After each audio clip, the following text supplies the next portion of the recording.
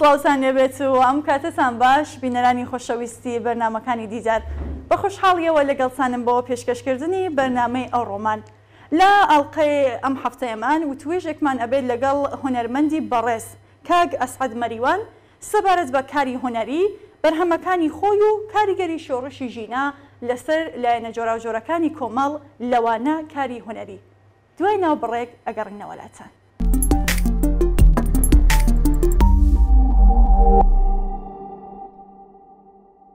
بەڵێ کاگ ئەسعەدمان لە ڕێگای سکایپەوە لەگەڵە. کاگ ئەسعەد سڵاوت لێبێ، زۆر سپاس بۆم دیدارە. سڵاو ڕێز بۆ ئێوە بۆ بینەرانی تەلەڤیزیۆنەکەتان و بۆ کاربەدەستان کامێراوانەکان بۆ کەسانی کە زەحمەتە کێشن و دیسان و سڵاو و سپاس بۆ هەموو بینەرانی کۆمەڵە تێوی. زۆر سپاس. کاگ ئەسعەد بۆ دەستپێکی بەرنامەکە پێمان خۆشە بزانین کە بە کورتی بۆمان بفەرمونون ئەسعەد مەریوان کێیە و لە کەیەوە هاتووەتە بواری کاری هونەری و میوزیکەوە؟ من لە شاری مەریوان لەدایک بووم، سەر بە ناوچەی ڕۆژهەڵات. لەوێدا ئەتوانم بێژم لە تەمەنی 20 ساڵەیی و هەر لە مەدرسا لەو کاتاکە دەستمەخۆن هەستم کردبوو علاقەیەکی زۆرم هەست بە گۆرانی بتنەوە و موزیکەوانە. لە 20 ساڵێکی توانم بڵێم هاتمە ناو دنیای هونەر. لەوێشە مەجال نییە لە جێگە ینی جێگەی تر نییە بەس تۆ بێ لە شای و ئاهەنگوان و دەست پێ بکەی.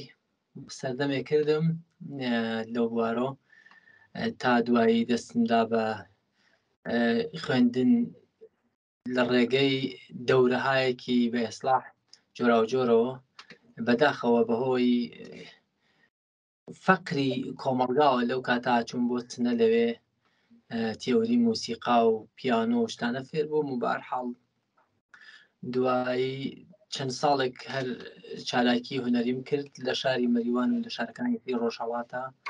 ژیانم کردووە لە سنا، لە تارانە، لە سلێمانی باشوور. لەم شوێنانە ناتوانم بڵێم چالاکی هونەریم بۆ و لەوێ نیشتەجێ بوومە، بەس بە گشتی لە شاری مەریوان ژیام لەوێ خەباتی هونەریم ئێدامەدا.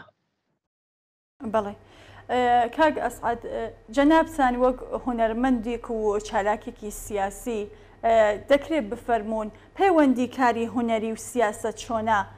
ئایا دەکرێت هونەرمەندێکی ڕاستەقینە خۆی لە کێشە و بابەتە سیاسیەکانی داوێنگەری کۆمەڵگاکەی بە دوور بگرێت؟ من حەزەکەم بڕۆمەوە سوالی ئەوڵتان چون ئەبواە تۆزێک تاریخەکەم بەستا بە جوزئیاتەوە تعریف کردایت. لە کۆمەلگایەکدا بووین، لەو کۆمەلگادا تەبەقات زۆر بیدادیە کرد، فەقر، مەسەلەی نەتەوایەتی ئەمانە کە خۆتە خۆمانەزانی هەمومان لەگەڵ ئەو دیاردە ناشرینانە بەستا ڕوبەڕووبین. بۆیە ڕوومان کردە سیاست بە تایبەت کە تۆ هونەرمەندێ بیت کە تۆ لە کاری هونەریابی ئەحساسێکی هونەریت بێت، گەرەکت نەبێ بێت ئەگەر تۆزێ هەستی مرۆڤایەتی لە وجوودتا بێت قاتی دەبیت. ئەبێت تۆ وەکو هونەرمەندێت پەنجە و قامق لەسەر ئەو کێشە کۆمەڵایەتیانە کە هەیە بەڕاستی ڕۆژانە تۆ گریمانگیرتەوە و لەگەڵ یا سەرروکەلە دەوتی دابنیت و هونەریش وەکو تعریفی تئۆریک و علمیەکەی کە موسیقا بە تایبەت ئەبێت بە زمانی ئەحساسی مرۆڤ تۆ تێی لە ڕێی ئەحساساتی خۆتەوە ئەو کێشە و ئەو دەرد و ئەو شتانی لە کۆمەلگا تا وجودی هەیە لە نێوان خەڵکیە بەڕاستی تۆ تێی لە ڕۆی هونەرەکەی خۆتۆ پێشکەشیەکەی بە تابلوهایەکی هونەری وە تەقدیمی و پێشکەشی کۆمەلگای خۆتیەکەی. بەهەرحاڵ نەوەی ئەتوانی ببیت بە هاودەردی ئەو خەڵکە، هاودەردی ئەو کێشە کۆمەڵایەتیانەی کە هەیە لەوێ. بە نەزەرم ئەرکی گەورەی هونەرمەندەوەیە لە واقع. ئاگەر هونەرمەندی ڕاستەقینە بێت بێ هونەرمەند لەگەڵ ئەو سەختی و سەخڵەت و بەدبەختیانەکە لە کۆمەلگای خۆیان هەیە ببێت و بۆ پەڕی ڕادیکاڵانەوە لەگەڵ یا بچێت. بەڵێ دەستان خۆش بێ. کاگ ئەسعەد هەر وەک ئاگادارن زیاتر لە 7 مانگە شۆڕشێکی بەرینی کۆمەڵایەتی بە ڕەمزی ژینە لە ئاستی ئێران و کوردستاندا لە ئارادایە. ئەم ئاخێزە کاریگەری بەرینی لەسەر لایەنە جۆرا و جۆرەکانی کۆمەڵ وە لەوانە بەخصوص لەسەر کاری هونەری و هونەرمەندان بووە. جەنابتان بە چ شێوەیەک تێکەڵی ئەم شۆڕشە بوون و لەم بوارەدا چیتان کردووە؟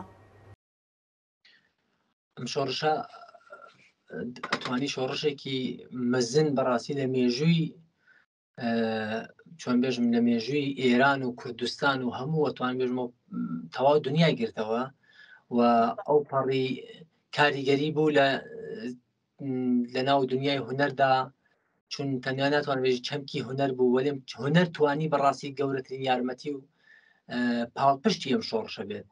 ئەم شۆڕشە توانی پانتایی ئەم شۆڕشە توانی هەموو داخوازیەکانی تیادا جێگە ببێتەوە. مەوزوعی ژنان کە ئەتوان بڵێم گەورەترین مەوزوعی ئەمڕۆی کۆمەڵگایە کە بەم شعارۆ ژن ژیان ئازادی و سەری هەڵداوە، هات مەوزوعی کرێکاران هاتە ناو مەوزوعی مەسەلەی نەتەوایەتیەکان زەقە بوونەوە. فرێ لەم چەشنانە بەڕاستی توانیان منزەری خۆیان نیشان بدەن لەم شۆڕشەوە. هونەرمەندانیش ڕۆڵیان بوو لە واقع، مەسەلەن ڕوانی زۆر تابلۆی هونەری جوان هاتە دەرەوە پێشکەش کرا و جێگەی شانازی بوو. یعنی من خۆم بەڕاستی متحیر مام لەو شتانێک کە کرا، لەو کارانەی کە کرا، وەش توانیش هاندەرێ بێ بۆ شخصی خودی من ئەسعەد. من بە شانازی وەڵێم ئەتوانم بڵێم لەو کەسایەتیانە بووم لەناو هونەرمەندانە زۆرترین بەرهەمم بوو، چ بۆ خۆم چ بۆ کەسانی دیکە. من چوار سێ بەرهەمی کوردی و بەرهەمی فارسی کوردی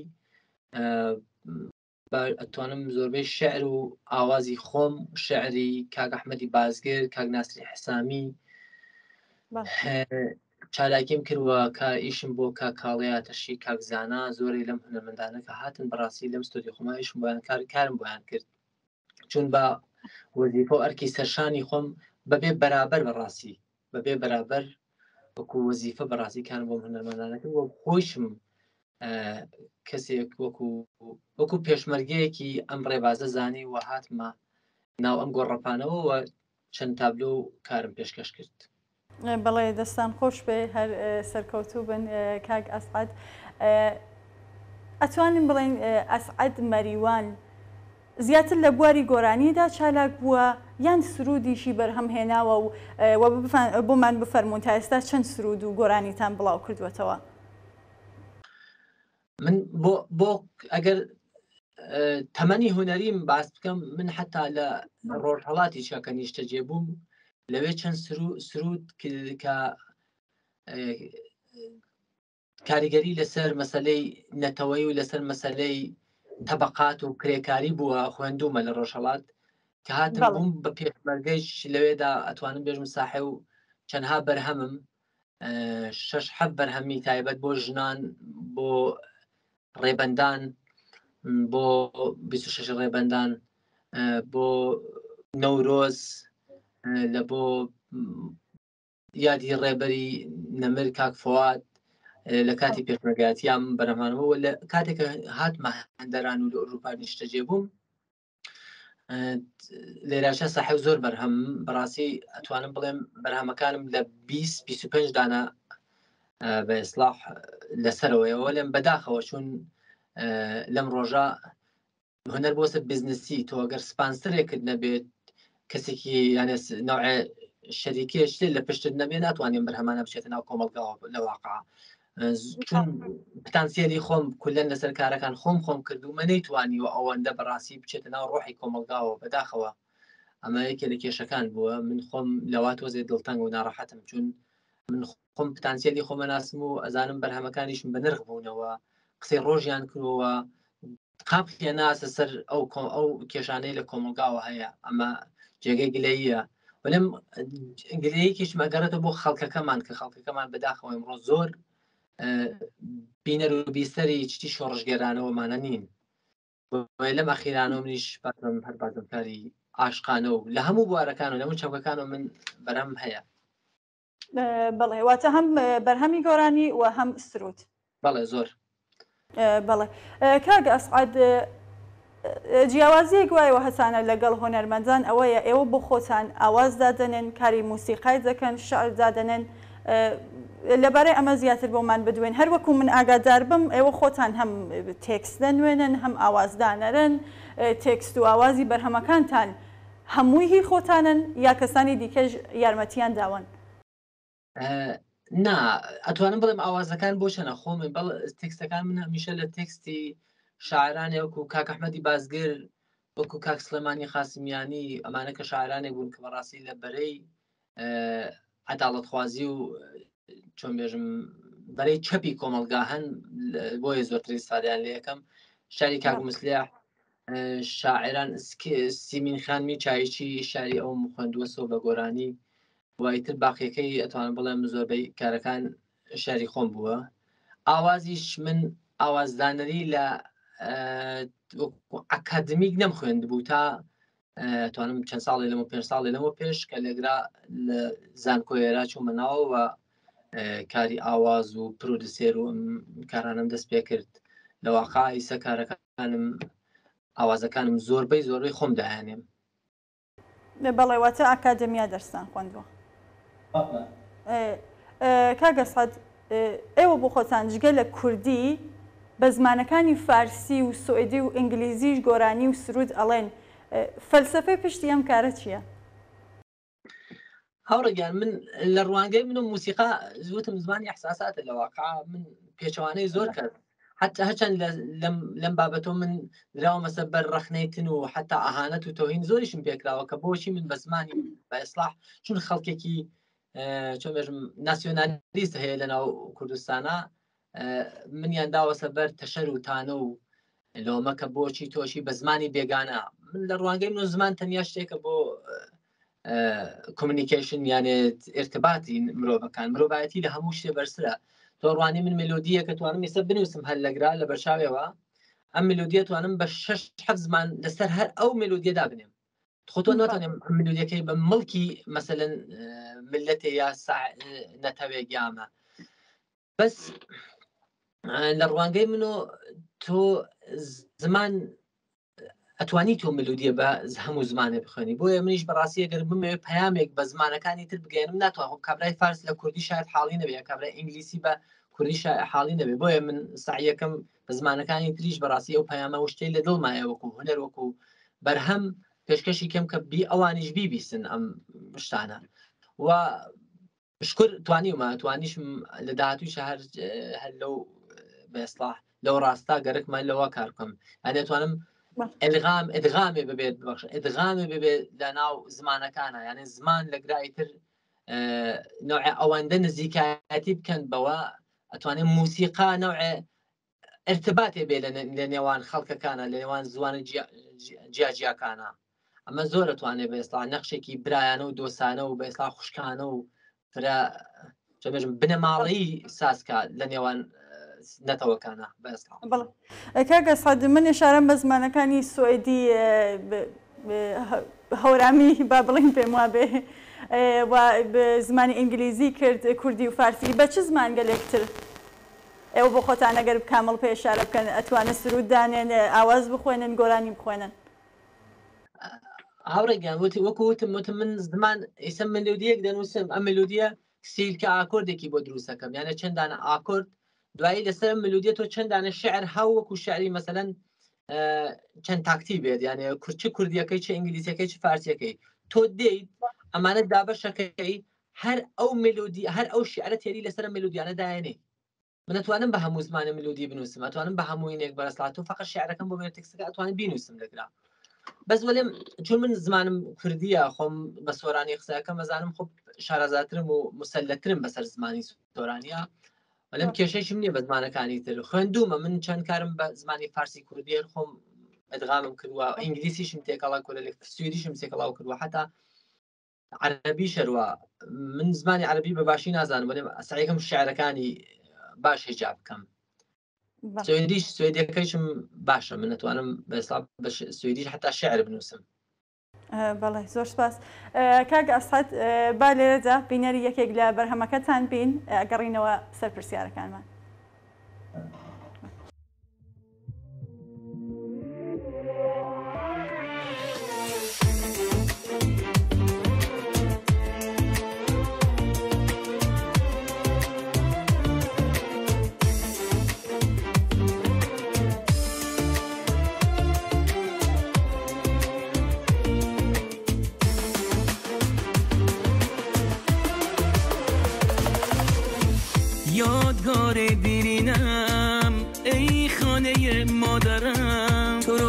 حکم آیین همش از من میگیرن، با زبونهای بسته همش فریاد میزنم، میشکنم این بغض‌ها را به تو آغوش میبرم. یادگار دیرینم ای خانه مادرم، تو را به حکم آیین همش از من میگیرن، با زبونهای بسته همش فریاد میزنم، میشکنم این بغضا را به تو آغوش میبرم. کردستانی شیرینم و دلم مال بابم، تا کی برین دارید کن ای قبلگم نیشتی من. کردستانی شیرینم و دلم مالی بابم، تا کی برین دارید کن ای قبلگم کردستان. من ریبریم شقامم خوێنم لێرە داڕژاوە، کەڵەمەکەی قازیم پێیە و وانەی فوادم ناماوە. بەندی خانە بۆ مەکتەبە و لە ئیمراڵی بێ ئاچاران، تەنیا ئازادی مەبەستمە و نە شا نە شێخ نە ئاسمان. کچ و کوڕانیم زێدن شەقامیان کردووە بە سەنگەر، بە ژن ژیان و ئازادی هیمایان بەخشی بە بەشەر. جیناهای میهنم آهتان جان و تنم، کردستان که سال هست منتظر این فردا. جیناکانی ولاتم بگیان و دل لالاتم، کردستان سالانه که جوری بیانه که.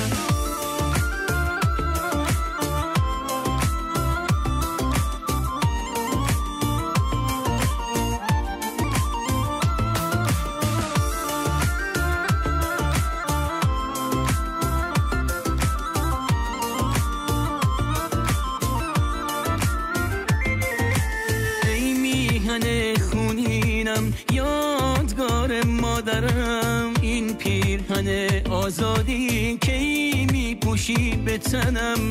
پرپر شده لاله هات از دست این اهریمن، ای خونه مادرم سرزمین دیرینم. ای هم نوع من بودم 43 سال پیش، نه دادم به این حکومت فاشیست. نمیخوام ببازم یه بار دیگری، نمیخوام که بشم کودک کولبری، نشم کودک بلوش بیشناسنامه. میروم میبیرم آزادی راهمه، نکردم زیارت عکس هیچکی در ما. زن زندگی آزادی است راه ما. عکس آقای میهنم آقتان جان و تنم، کردستان که سال هست منتظر این فردا. جیناهای میهنم آهتان جان و تنم، کردستان که سال هست منتظر این فردا. جیناکاری رواتم بهانای سکالاتم، کردستان سالانی که آرزوی بیانی که. جیناکاری رواتم بهانای سکالاتم، کردستان سالانی که آرزوی بیانی که.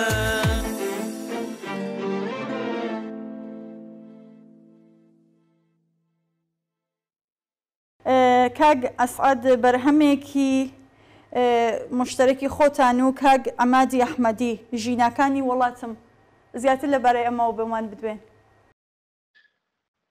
بیرۆکەم بەرهەمە من ئەمویست چون بەڕاستی لەم شۆڕشەدا تۆ بواێت بە زمانی خەڵکی زمانێکە لە ئێرانە، چون شۆڕشەکە تەواو ئێرانی گرتۆ، زمانێک بڵێ کە هەموو خەڵکی ئەم زمانە حاڵی بن. من پێم وا بوو کە زمانی فارسیش تێکەڵاویم شعرە بکەم و دانیشتم ڕاستی شعرەکەشم نووسی و دواییش کەوتە بیرم. من وتم بۆچی تەنیا خۆم بیخوێنم، حداقل بە خوانندەیەک بێ کە لەناو ئێرانە ئەیناسن، خوانندەیەکی مەشهور بێت، هونەرمەندێکی مەشهور.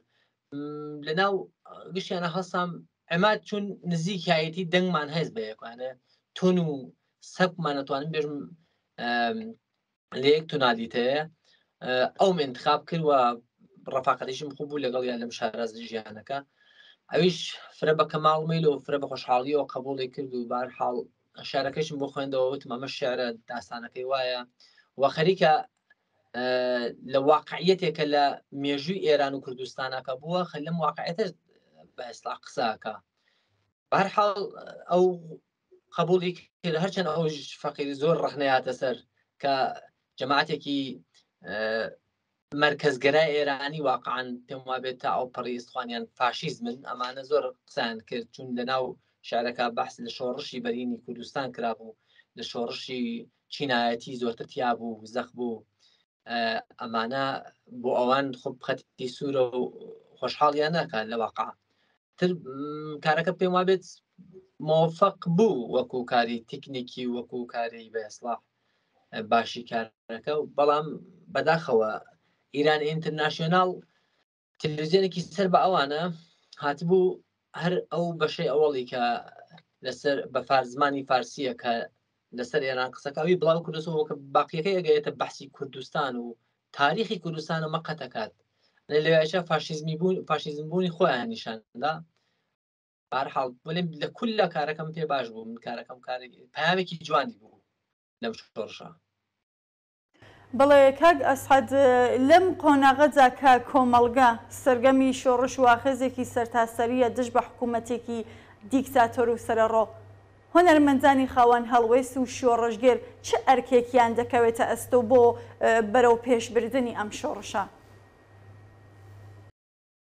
هەوڕێگەیان من پێم وابێت تۆزێ پرسیارەکانە شەبی بوون لەگەڵ پرسیاری نازانم دوم سێم بوو لە کول لە حەزەکەم تۆزێ لە بابەتەکە چما ناو بەحسی فەلسەفە بەڕاستی قۆڵی فەلسەفەکە وەکو کارل مارکس بەحسیەوە کاڵ دەڵێت مرۆڤ لە سێ پراکسیسی مرۆڤ لە سێ تەشکیلەوەیەکێکیان حس ئەکا ڕەخنە ئەگرێت هەنە بیرەکات و ڕەخنە ئەگرێت و ئەیش ئەی ڕوخێنێت ئەو ڕوخانەکەی ئینقلابە جا لەم ئینقلاباتەوە وەکو هونەرمەندێت دەقیقەن شاید ئەم پەیوەندی نەبێ باسەکەمانەوە لێم پێم وابێت وەکو فەلسەفە وەکو فکری مرۆڤ واقعاً کە مرۆڤ لەو کاتا کە بەستا گاردی خۆی بەرامبەر بەو مۆزوعە هەر شێ بێ لە کۆمەلگادەگری جا من منی هونەرمەندەوە تا کەسێکی هەر کەسێکی تر بێت تا مامۆستایەک بێت تا کرێکارێک بێت تا هەرچی بێت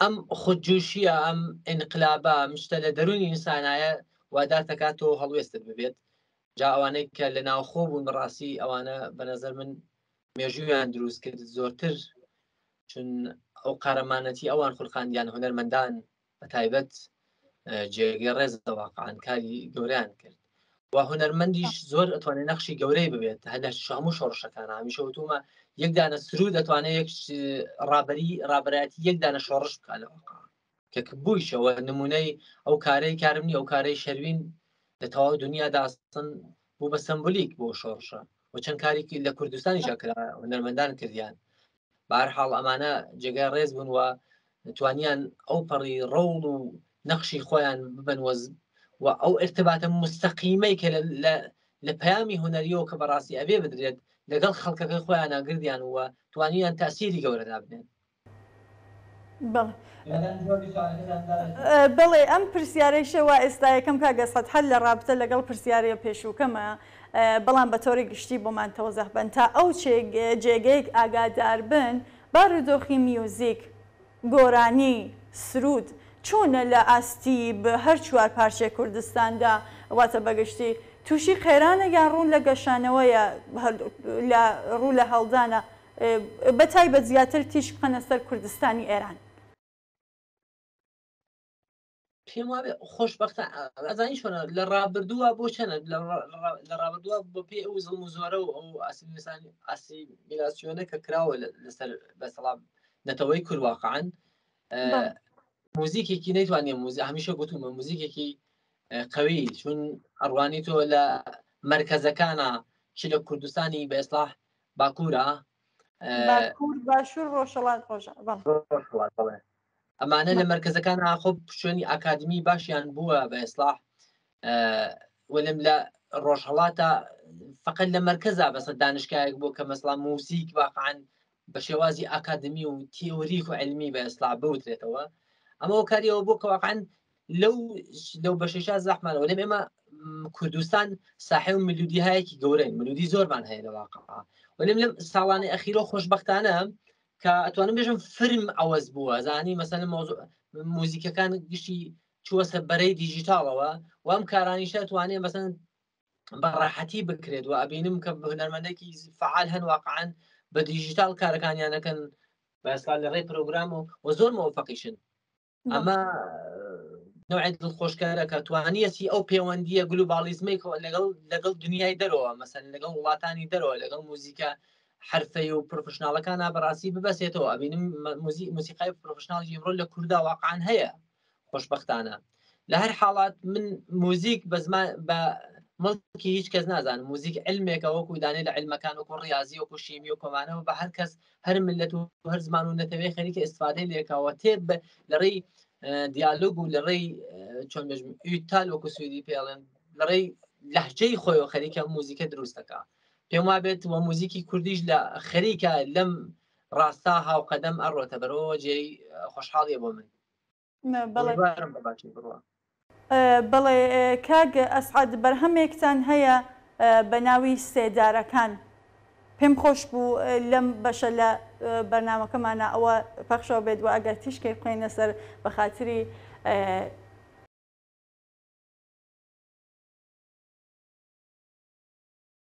ئەگەر زیاتر بۆ خۆتان بۆمان تۆزەح بن لەبارەی ئەم سێدارە. جێگەی خۆی بوو هەر لە ئەوڵی بەرنامەکە بڵێم یادی مامۆستا فەرزادی کەمانگەر و هاوڵانی بەخێر بێت و من ئەم بەرهەمەم ڕاستی بۆ مامۆستا فەرزاد چون تاسیراتێکی تایبەتی بوو کاتێکە من هیچ وەخت لە نزیکۆ نەبینی وەلێم ئەو ئاسەوارانەی کە کاتێ لە زیندانە منیش زیندانی کران بە خاتر مەسالی سیاسی لە ئێرانە لە کوردستانە بەرحاڵ لە سلولەکانە کە نووساوەکانیم ئەبینی لە سلولەکانە کە ئەم بیستەوە کە چەندە بنیامێکی خۆڕاگر بووە کە لەو سلولە ئیطلاعاتی سنا بووە. ئێمەش من خۆم حدود مانگە لێ بووم و هەموو نووسراوەکانی بەسەر دیوارەکانەوە مابوو. ئەوە توانم ببێت بێژم دەرسێک بوو بۆ من وەتوانیش واقعانەوە تەسیرم تیادا بنێت کە بەڕاستی لە ناخی دڵم و هەم ناڕەحەتم کەەوە هەم بۆ شێوازێک ئینقلابی گەری لە وجودما زۆر بکات و هاتم تێکستێک و ئاوازێکم دانا بە یادی ئەو ئازیزەوە و هەواڵانیەوە بەناو سێدارەکان ئایەندە هەرگیز نامرێت هەر شەو وڵاتم ژان دەگرێ و کۆرپەی هیوای لە نوێ دەبێت دار و دەستەی جەلادەکان خەونی شارەکەمیان زران زمانی قەڵەممانیان بڕی گردووی مامۆستامیان خنکان سێدارەکان ئەمە بوو کە فەلسەفەیەم گۆرانیە بە نەزەر من پڕپێستیشی بوو و لێرەوە دیسان وڵێم یادی ئازیزی پیرۆز بێ و هیوادارم ئەمە لە ناو وجودی هەر ئینسان هەر مرۆڤێکی کووردا بە تایبەت نەهادینە بکرێتەوە کە بەڕاستی ئەم ڕۆژە ببکەن بە ڕۆژی مامۆستایان بەڕاستی بە ڕۆژی مامۆستا ڕۆژی لە سێدارانی مامۆستا فەرزادی کەمانگەر ببێت بە ڕۆژی مامۆستا بۆ تاریخی ئەو ملەتە. بەڵێ زۆر سپاس. با پێکەوە گوێبیستی ئەو بەرهەمتانە بین تینەوە.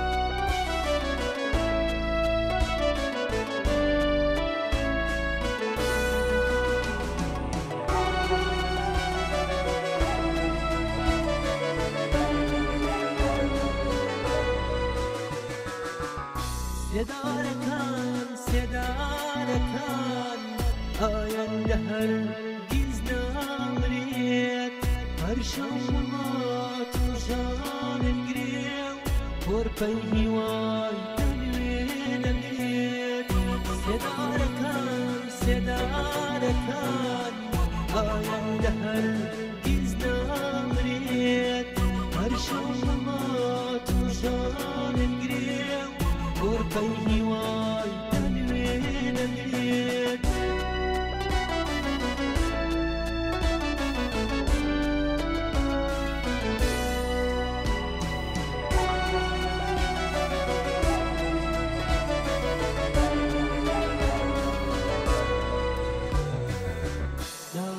دەستەی جەلادەکان خەونی شارەکەمیان زڕان زمانی قەڵەمانیان بڕی گەروی مامۆستامیان خنکان گەروی مامۆستامیان خنکان سێدارەکان سێدارەکان ئایەندە هەرگیز نامرێت هەر شەو هەڵات و ژانن گرێ و کۆرپەی هیوای دەنوێ دەبێت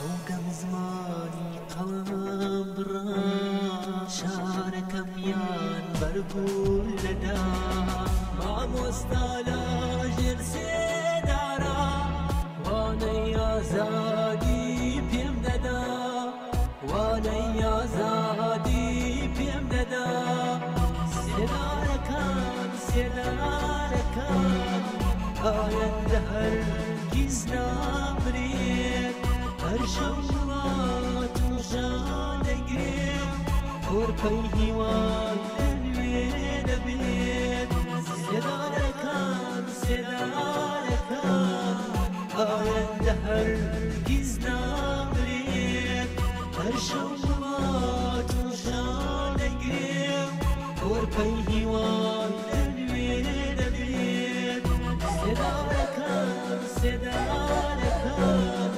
ئایەندە هەرگیز نامرێت هەر شەو وڵات و ژان دەگرێ کۆرپەی هیوای دەنوێ دەبێت سێدارەکان سێدارەکان ئایەندە هەرگیز نامرێت هەر شەو وڵات و ژان دەگرێ کۆرپەی هیوای دەنوێ دەبێت سێدارەکان سێدارەکان. بەڵێ هاوڕێ ئەسعەد زۆر سپاس من پرسیارێکم نەماوە ئەگەر بۆ خۆتان پێتان خۆشە شتێک ئیزافە بە قسەکانتان بکەن کە لە توولی بەرنامەکە ئاماژەتان پێ نەکردووە بفەرمونون. لە ئاخری بەرنامەکە سڵاو و ڕێزەنێرم بۆ خەڵکی ئازیز و مەزن لە کوردستانی ڕۆژهەڵات میدوارم کە ئەم شۆڕشە کە ئەتوانم بڵێم لەم ڕاپەڕینە مەزنەدا ئەزمموی خۆیان بەڕاستی داوە و نیشانیاندا بە هەموو ژیان چەنێ انقلابی گەری چەنێ بە ئێسلام مبارزە لە وجودی تەکتەکی ئەوەی ملت تا وجودی هەیە و هەر کار وەکو بێژن بورکانێکە بەڕاستی ئەم بورکانە هەر وەختێ بێسەر هەڵەداتەوە و ئێمەش لێرەوە پاڵپشتیانین ئێمەش لێرەوە دەستەکانیان ماچ دەکەین دەستەکانیان دەگوشین من لە ڕێی سرود و لە ڕێی هونەرەوە ئەوەندە پێ بکرێ دەیکەم و لە خزمەتیانە هەم و چاوی هەمووتان ماچ دەکەم. بەڵێ جارێکی تر سپاس بۆ بەشداریتان لەم دیدارە. بەڵێ ئازیزان و بینەرانی خۆشەویست بەم شێوەیە گەیشتنە کۆتایی بەرنامەی دیداری ئەم هەفتەیەمان پێش لە کۆتایی بەرنامەکەش بەرهەمێکی تری کاگ ئەسعەد پێشکەش بە ئێوەی خۆشەویست دەکرێت بۆ هیوای ناوڕۆکی بەرنامەکە جێگای سەرنجی ئێوەی ئازیزیش بوو بێت تا بێگەیشتنەوەیەکی دیکە بە ژیانێکی پڕ لە کەمەرایتان دەسپێرم.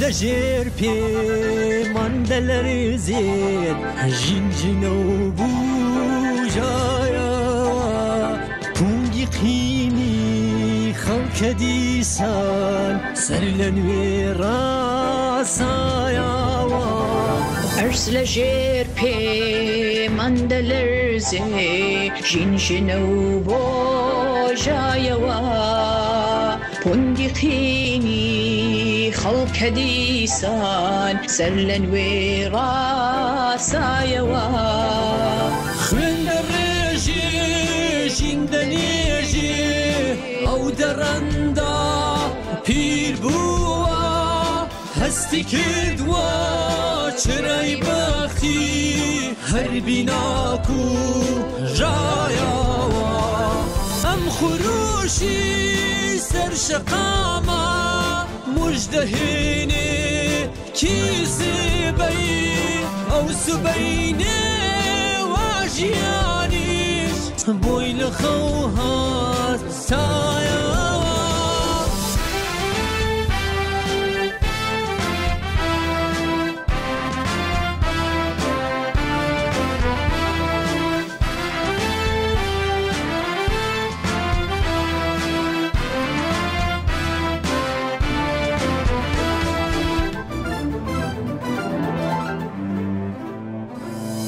هر لسر موداي بندا تخت بختي ملهوري قل يا ما يهبوني جير بوهو دايا من الرجي جندنيجي او درندا پیر بوا هستی کردوا چرای بختی هر بیناکو جایاوا ام خروشی سر شقاما مجدهینی کیسی بی او سبینی واجیانیش بویل خوها